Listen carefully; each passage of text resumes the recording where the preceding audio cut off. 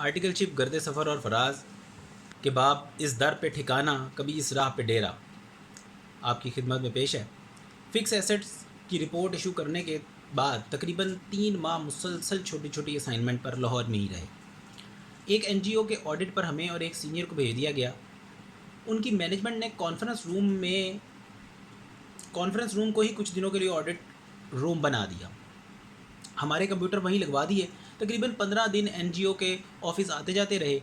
उसके बाद फ़र्म से हदायत आ गई कि तमाम फाइलें ले और दीगर कागजात फ़र्म में लाए जाएं और फ़र्म में ही काम मुकम्मल किया जाए। सो हमने वहाँ से तमाम मुतल्लिका फ़ाइलें और कागजात उठाए और फ़र्म लेकर आ गए।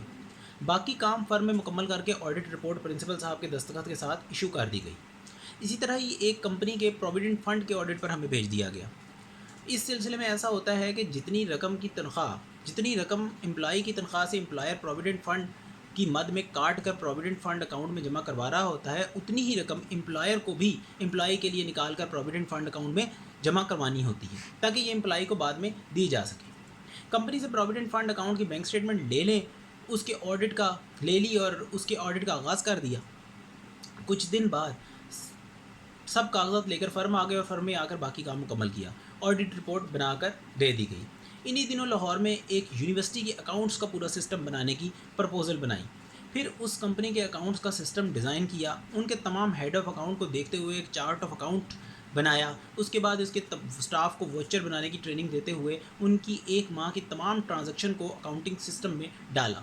इन्हीं दिनों एक इंश्योरेंस कंपनी का एक ऐसा ऑडिट भी करना पड़ा जिसके कंपनी डायरेक्टर में शदीद इख्तलाफ हो गया था और जिस डायरेक्टर के हाथ में उस वक्त कंपनी की भागदौड़ थी, उसका मकसद इस कंपनी को बंद करवाने के अलावा कुछ भी नहीं था।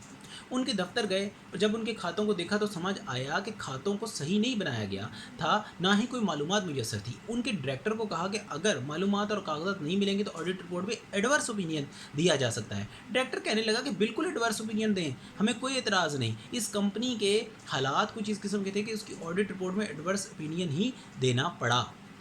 उसका क्या है तुम ना सही तो चाहने वाले और बहुत उसका क्या है तुम ना सही तो चाहने वाले और बहुत तर्क ताल्लुक़ करने वालों तुम तन्हा रह जाओगे।